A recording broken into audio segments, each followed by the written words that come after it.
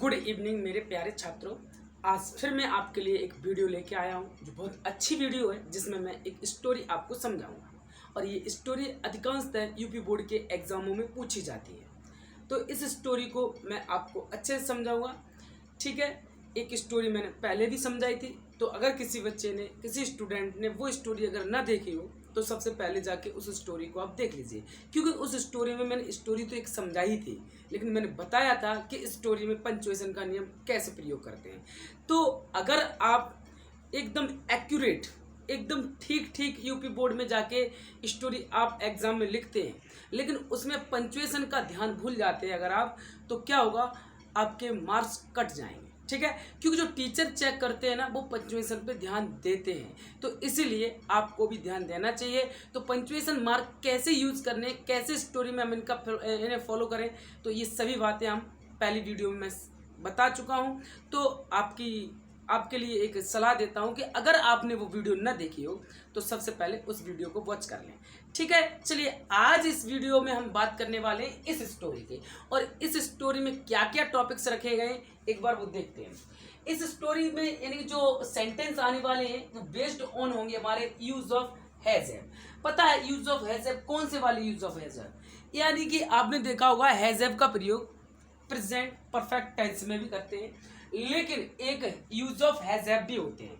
Use of has have मैं थोड़ा याद दिला दूं आपको, वो सेंटेंस जिनसे ये बताया जाता है मेरे पास कोई चीज़ है, जिनसे रिलेशन के बारे में बताया जाए, जिनसे हम कोई चीज़ रखते हैं उसके बारे में बताया जाए, तो वो sentence use of has have में आते हैं। तो एक बार मैं बता दूं, जैसे कि मैं कहूँ मेरे पास एक कलम है, तो इसे हम इंग्लिश में बोलते हैं आई हैव ए पेन। ठीक है, जैसे कहूँ मेरे दो भाई हैं, I have two brothers, relation बता रहे हैं, मेरी एक सिस्टर है तो आई हैव ए सिस्टर। ठीक है, फिलहाल ये तो मेरे लिए सही नहीं है क्योंकि मेरी कोई सिस्टर नहीं है।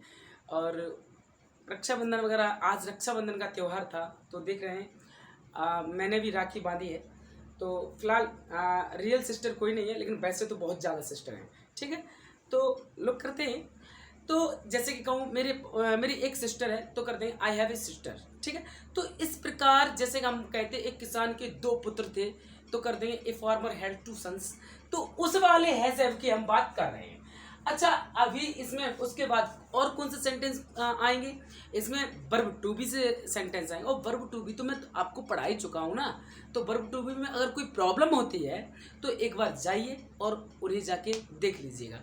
और मैंने एक बात और बताई थी, अगर यूपी बोर्ड के बच्चों को स्टोरी ठीक ठीक करनी है तो दो बातें अवश्य सीख लेनी है। एक तो वर्ब टू बी को अच्छे से सीख लेना है, एक तो यूज ऑफ हैज हैव अच्छे से सीखना है, एक यूज ऑफ देयर सीख लेना है अच्छे से, और present indefinite, past indefinite, future indefinite ये अच्छे से सीख लेने हैं, क्योंकि ज़्यादातर स्टोरी इनसे ही बनती है। और साथ में एक तो महा इम्पोर्टेंट टॉपिक है जो कि यूपी बोर्ड की स्टोरी के लिए है, वो है प्रपोजिशन। अगर आपको प्रपोजिशन में कोई समस्या होती है तो आपको प्रपोजिशन जरूर सीख लेनी चाहिए, क्योंकि स्टोरी में प्रपोजिशन भर भर के दिए जाते हैं। ठीक है, चलिए इसके बाद क्या है, प्रेजेंट इंडेफिनिट जो मैं बता चुका हूँ। अच्छा, अब देखते हैं बच्चों, एक बात और है मैं आपसे शेयर कर दूं, क्योंकि कुछ बच्चे सोच रहे होंगे सर पहले से ही क्या करते हैं, स्टोरी को हिंदी में लिख लेते हैं और पहले से उसकी इंग्लिश भी बना लेते हैं, तो हम कैसे समझें, यानी कि सर कर क्या रहे हैं ये। तो मैं बता दूँ बच्चों, ये मैं इसलिए करता हूँ क्योंकि ये तो पहले लिखना जरूरी है, और ये मैं पहले इसलिए लिख देता हूँ ताकि हमारी जो वीडियो हो ना लंबी ना हो, वीडियो ज़्यादा बड़ी ना हो, क्योंकि मेरे पास थोड़ा डाटा कम है, मोबाइल के ही डाटा से काम चला रहा हूँ। आप जानते हो जब वीडियो ज़्यादा लंबी हो जाती है तो अपलोड करने में बहुत ज़्यादा समस्या होती है, इसीलिए अपनी बात को थोड़े ही समय में समाप्त करने के लिए ऐसा मैं करता हूँ। ठीक है, फिलहाल मैं समझाता तो पूरा ही हूँ, तो इसमें भी अच्छे से समझाऊंगा।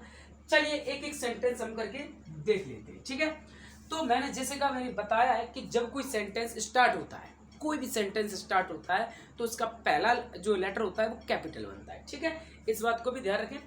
अच्छा, एक मैंने बात बताई थी कि स्टोरी को आप स्टोरी ना समझें। अगर आप स्टोरी को स्टोरी समझ लेंगे तो पता है क्या होगा, आप ना उससे घबरा जाएंगे। इतनी बड़ी स्टोरी, अभी तो फिलहाल मैं छोटी स्टोरी दे रहा हूँ मैं, अब जब बड़ी बड़ी आएंगी, जब जिसपे यानी कि बोर्ड पे पूरी भर जाएंगी, तब आपको अरे वाह इतनी बड़ी स्टोरी हम कैसे करें, तो आपको स्टोरी सॉल्व थोड़ी करनी है, उसमें से सेंटेंस निकालिए और सॉल्व कर लीजिए।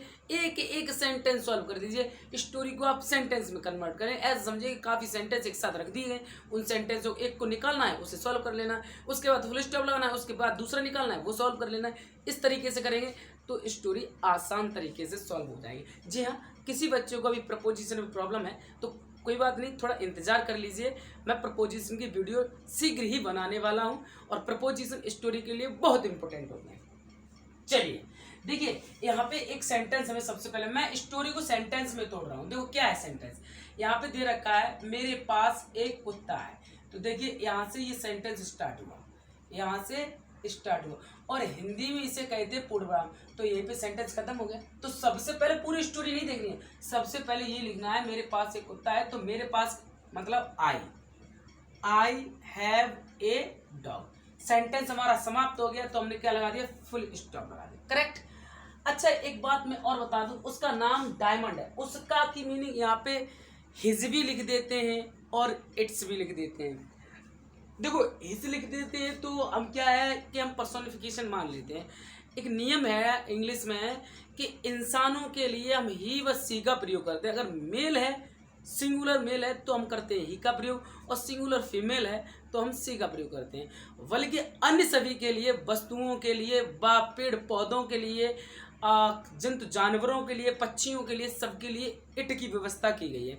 तो मैंने इसे इट से ही किया। अगर कोई बच्चा इसे ही से करना चाहे तो कर सकता है, क्योंकि यहाँ पे थोड़ा पर्सोनिफिकेशन माना गया है। पर्सोनिफिकेशन के नियम से हम थोड़े कर सकते हैं। अगर आप इसे गूगल से सर्च करेंगे तो लगभग हमें ये उम्मीद है कि वहाँ पे वो इट नहीं लिखेगा, वो ही लिखेगा। ठीक है, तो अगर आप इसे करते तो इतनी बड़ी गलती नहीं है। मैंने फिलहाल इसे एक जानवर समझा है क्योंकि ये जानवर है और जानवरों के लिए इट का प्रयोग होता है, इसलिए मैंने लगाया। ठीक है, तो देखिए उसका नाम क्या है। देखिए यहाँ से लेकर के यहाँ तक एक सेंटेंस हमें पूरी, देखो पूरी स्टोरी हमें देखनी ही नहीं है। अगर आप पूरी स्टोरी देखते हैं तो बिल्कुल गलत कर बैठेंगे और आप कहीं ना कहीं गलती कर ही देंगे। हमें एक सेंटेंस पकड़ना है और उससे सॉल्व कर लेना है बस। तो यहाँ पे क्या है, उसका नाम डायमंड है। तो क्या कर देंगे, इट्स, जैसे अगर कोई करना चाहे हिज कर सकता है, इट्स नेम इज डायमंड, क्योंकि ये वर्ब टू बी सेंटेंस है। और वर्ब टू बी सेंटेंस कौन से सेंटेंस होते हैं, वो सेंटेंस होते हैं जिनसे हम किसी के बारे में कुछ बताएं।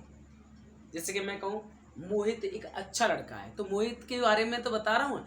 इस सेंटेंस में कोई काम नहीं होता है। मैंने वर्ब टू बी की जो वीडियो बनाई थी उसमें मैंने बताया भी था, वो सेंटेंस जिनमें कोई काम ना हो बल्कि किसी वस्तु के बारे में, किसी प्राणी के बारे में, किसी स्थान के बारे में कुछ कहा जाए या बताया जाए, ऐसे सेंटेंस को क्या कहते हैं, वर्ब टू बी। और यहाँ पे उसका नाम तो ही बताया जा रहा है, किसी कुत्ते का नाम बताया जा रहा है, तो यहाँ पे किसी के बारे में बताया जा रहा है, तो ये क्या हुआ, वर्ब टू बी। और वर्ब टू बी में यहाँ पे कुत्ता कैसा है, एक है, तो सिंगुलर के लिए क्या लगाते हैं, इज। तो इट्स नेम इज डायमंड। अब देखिए वह बहुत वफादार है, तो देखिए वह बहुत वफादार है, ये सेंटेंस एक और निकाल लिया हमने। तो वह की मीनिंग हमने क्या लगाई यहाँ पे, इट, क्योंकि ये कुत्ता है। तो वह की मीनिंग हमने क्या लगाई है यहाँ पे, इट। वह बहुत वफादार है, तो यानी कि वफादार की मीनिंग एक होती है फेथफुल और एक होती है लॉयल। ठीक है, यहाँ जहाँ हम लॉयल लिख रहे हैं ना, वहाँ फेथफुल भी लिख सकते हैं। बच्चों क्या लिख सकते हैं, फेथफुल, क्योंकि ये लॉयल और फेथफुल एक दूसरे के सिनोनिम है। ठीक है, तो वह बहुत वफादार है, तो हम क्या कर देंगे, वह की मीनिंग इट।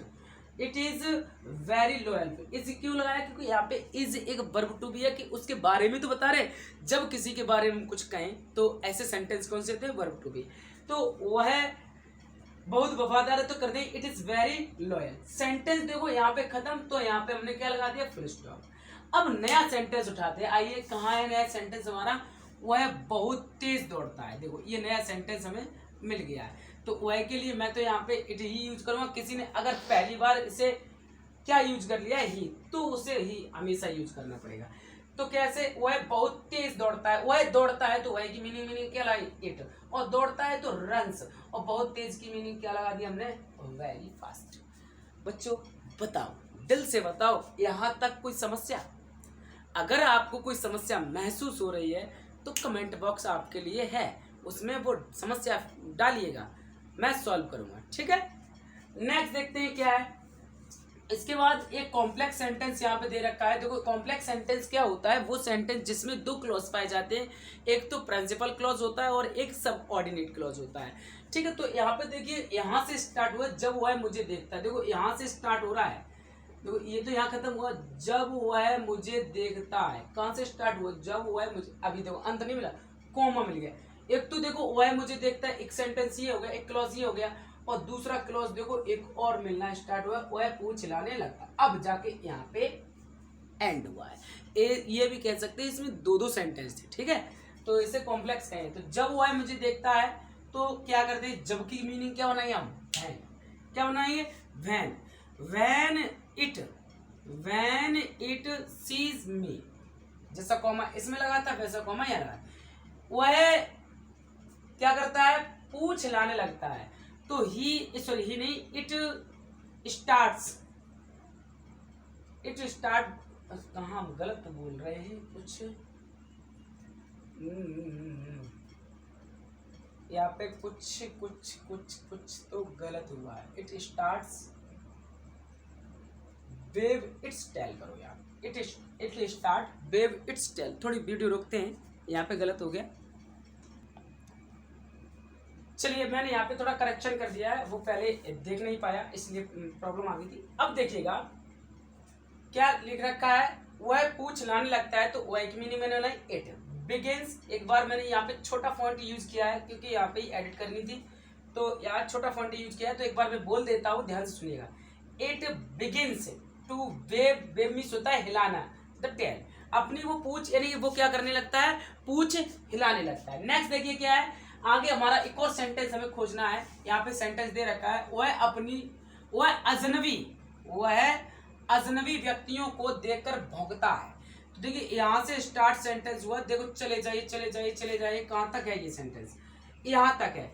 वह की मीनिंग हमने क्या लगाई, इट। ठीक है, अब क्या करने लगता है, भौंकने लगता है। इट बार्क्स, किस पे भौंकता है, अजनबियों पर, एट स्ट्रेंजर्स। ठीक है, किस पे भौंकता है, वो अजनबियों पर, जिन्हें जो लोग उसे प्रत्येक दिन नहीं देखते हैं उन पे वो भौंकने लगता है। जैसे हमारा खुद का जो यानी कि डॉगी है, वो मुझे देखता है, तो मुझे देख करके तो क्या करता है, अपनी पूंछ हिलाने लगता है और आकर के बैठ जाता है, और वो कुछ यानी खाने के लिए मांगने लगता है, इशारे करता है कुछ। लेकिन अगर उसके सामने आप दिख जाए, अगर उसके सामने कोई और आ जाए, तो फिर तो वो समझ जाओ शेर बन जाता है। तो क्या करता है, अजनबियों को देख करके वो क्या करने लगता है, भौंकने लगता है। ठीक है, तो इट बार्क्स एट स्ट्रेंजर्स। ठीक है, अब देखिए नेक्स्ट सेंटेंस हमारा क्या है, रात को, कब को, रात को वह मेरे घर की रखवाली करता है। तो देखिए वहां से सेंटेंस स्टार्ट हुआ और यहाँ तक आया। तो रात को वह मेरे घर की रखवाली करता है, तो वह का मतलब इट गार्ड्स, यानी कि रखवाली करना की मीनिंग क्या होती है, गार्ड।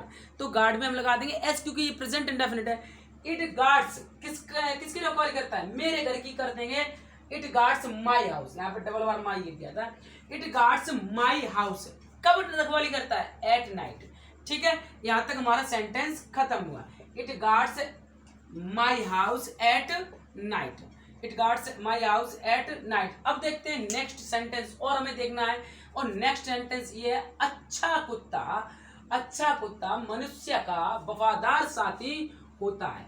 अच्छा कुत्ता मनुष्य का कैसा होता है, एक वफादार साथी होता है। तो ये सेंटेंस देखो, एक तो लास्ट सेंटेंस है, कैसा सेंटेंस है, लास्ट सेंटेंस है।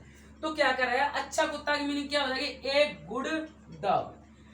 अब देखो कुत्ते के बारे में तो बताया है, तो क्या है, वर्ब टू बी है, तो इज ए लॉयल, यानी कि लॉयल या फेथफुल बोलते हैं। मैंने अभी बताया था, जहां हम लॉयल लिख सकते हैं वही क्या लिख सकते हैं, फेथफुल। अब देखो साथी की मीनिंग मैंने यहाँ पे लिखी है कंपेनियन, लेकिन तुम यहाँ पे चाहो तो फ्रेंड भी लिख सकते हो। ठीक है, तो कैसे कर देंगे, a good dog is a loyal companion of man. एक अच्छा कुत्ता जो होता है मनुष्य का वफादार साथी होता है। यहाँ पे स्टोरी पूरी खत्म हुई। तो देखा आपने, मैंने इस स्टोरी को स्टोरी की तरीके से नहीं किया, बल्कि कैसे किया, इस स्टोरी में से एक सेंटेंस मैंने निकाल लिया, पहले उसे सॉल्व किया, उसके बाद दूसरा सेंटेंस निकाल लिया, उसे सॉल्व किया, उसके बाद तीसरा सेंटेंस निकाल लिया, उसे सॉल्व किया, उसके बाद चौथा सेंटेंस निकाला, उसे सॉल्व किया। मैंने इस स्टोरी से क्या निकाले, सेंटेंस निकाले, और उन्हें आसानी से मैंने सॉल्व किया। और अंत में हुआ क्या, जो हमारी स्टोरी थी वो आसानी से खत्म हो गई और पूरी स्टोरी हमारी कैसी होगी, सॉल्व हो गई। तो बने रहिए मेरे साथ, इसी तरीके से सभी स्टोरी जो यूपी बोर्ड क्लास 10th के लिए सभी की सभी स्टोरी मैं इसी तरीके से सिखा दूंगा। Thank you for watching this video. लेकिन एक बात याद रखिएगा, यदि आपको ये मेरी वीडियो पसंद आई हो तो कृपया करके इसे थोड़ा लाइक कर दें, सब्सक्राइब चैनल को कर दें और जितना हो सके अपने दोस्तों में इसे शेयर कर दें, क्योंकि दूसरे का भी भला हो जाना चाहिए। मैं आपके लिए मेहनत कर रहा हूँ, तुम थोड़ी सी मेहनत थोड़े दूसरों के लिए कर लीजिए, क्योंकि इंसान किसके लिए बना है, एक दूसरे की मदद के लिए। लेकिन भेजे थे भगवान ने किस लिए, एक दूसरे की मदद करने के लिए। लेकिन यहाँ पे हम लोग आके करने क्या लगे वो तो देखो ना, यहाँ पे आके हम यही काम नहीं कर रहे बल्कि सब कुछ कर रहे हैं। किसी के साथ राजनीति चलना है, किसी के साथ बुरा सोचना है, ये सब काम कर रहे हैं और फिर मंदिरों में जाके पूजा कर रहे हैं। वो पूजा कभी नहीं लगेगी। पूजा यही है, एक दूसरों की मदद करना ही सबसे बड़ी पूजा है, ठीक है। और सबसे बड़े देवी देवता आपके माता पिता हैं। तो thank you for watching this video, this channel. You have to तो नहीं बोल सकते, please like, subscribe and share this video in your friend groups. Thanks.